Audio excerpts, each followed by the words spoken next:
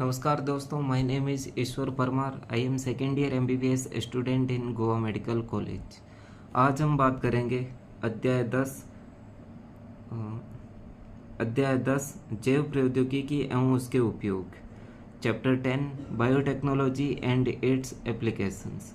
इस चैप्टर के अंदर थ्योरी में 3 करेक्शन है और डायग्राम के अंदर एक, मतलब इस चैप्टर के अंदर टोटल 4 करेक्शन है। एक एक करके हम चारों करेक्शन को डिस्कस करेंगे। पहला करेक्शन जो है वो इस वाले डायग्राम के ऊपर वाले पैराग्राफ में,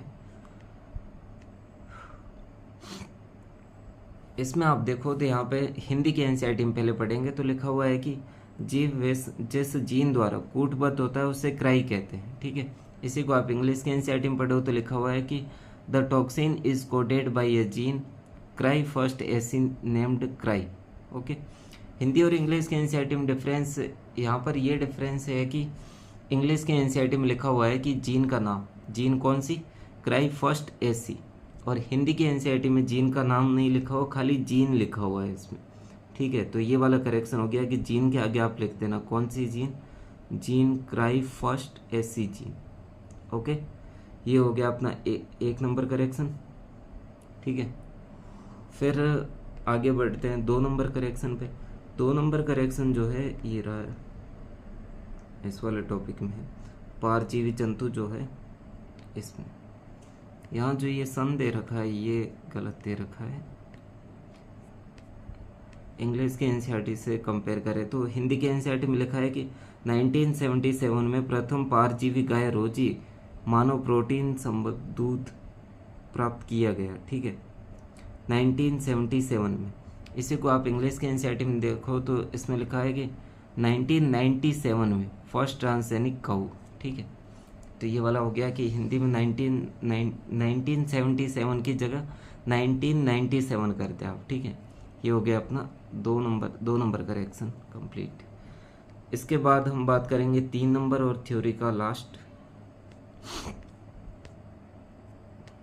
इसमें क्या है कि इंग्लिश के एनसीईआरटी में एक काफ़ी सारी लाइनें जो एक्स्ट्रा दे रखी है, जैसे हिंदी के एनसीईआरटी में क्या है कि यहाँ पर ये ख़त्म हो जाता है कि बासमती का विक्रय प्रतिबंधित हो सकता था। ठीक है, ये वाली यहाँ पर कि selling basmati right could be restricted by the patient.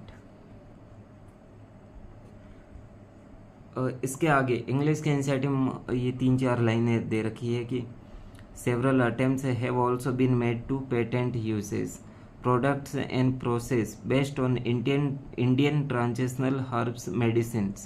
Example, turmeric, neem.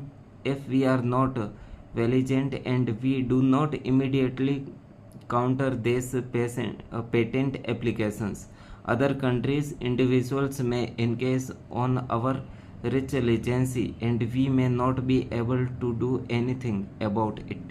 ये जो 3-4 लाइन है इसको आप हिंदी के एनसीईआरटी में यहाँ पे लिख देना क्योंकि ये नहीं है। ठीक है, इंग्लिश के एनसीईआरटी में ये लिखा हुआ है। तो ये हो गया हमारा 3 नंबर करेक्शन यहाँ पे कंप्लीट। फिर आता है डायग्राम में एक करेक्शन था जो कहाँ पे है, जो इंसुलिन वाला डायग्राम है, ये रहा चित्र 10.3।